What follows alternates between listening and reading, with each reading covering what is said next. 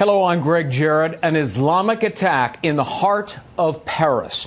Three armed terrorists forced their way into the headquarters of a French magazine, murdering at least 12, injuring many others. One worker who managed to survive said the identified gunmen said they were al-Qaeda. The Islamic terrorists escaped. They're still at large at this hour. Joining us now to talk about it, Qasim Rashid of the Ahmadiyya Muslim USA community. Thank you very much for being with us, Qasim. Your reaction to today's events? Thanks for having me, Greg. My reaction is what every Muslim, every human being is feeling right now. Remorse at the horrible loss of life, absolute condemnation without a doubt. This extremism, this terrorism is a common enemy to all people, regardless of race, color, or creed. As a member of the Ahmadiyya Muslim community, we condemn this attack. We have a chapter in France. We are international scope.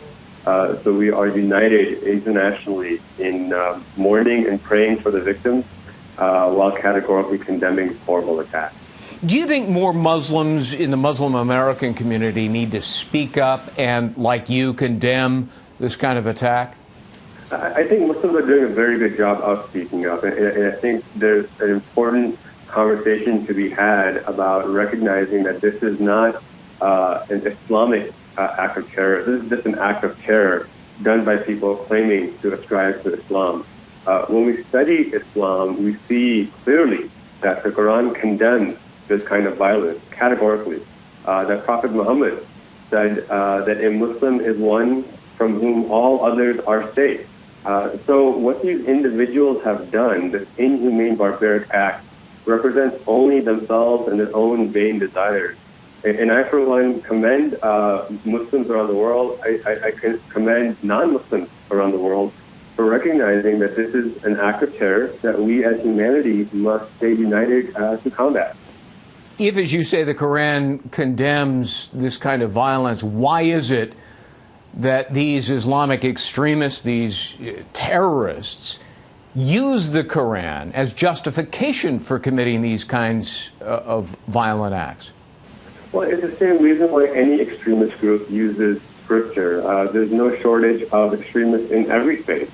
Let's not forget the Lord's Resistance Army, the Ugandan terrorist group that claims to be Christian. And I would vehemently argue against anyone who would blame the Bible or Jesus Christ for their acts of terrorism.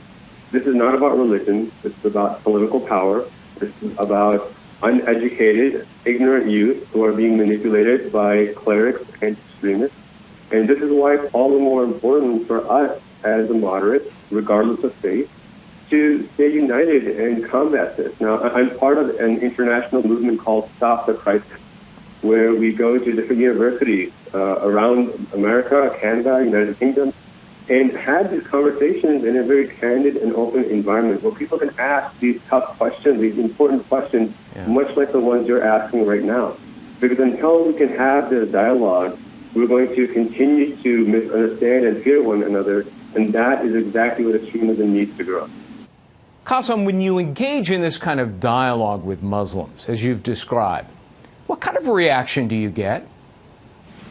Well, it's a mixed bunch, but by and large, we get a positive reaction. We get affirmation from our fellow Americans, from our fellow Europeans, from our fellow human families, that in fact, we have much in common. Every group has extremists, has terrorists, and that's why when we get together and break bread or have a conversation or serve humanity together, we realize that it's in fact these extremists of all stripes that share something in common, and it's the rest of humanity, the vast majority of humanity, that share these common goals of creating a better future for our children. You know, my son turned 6 today.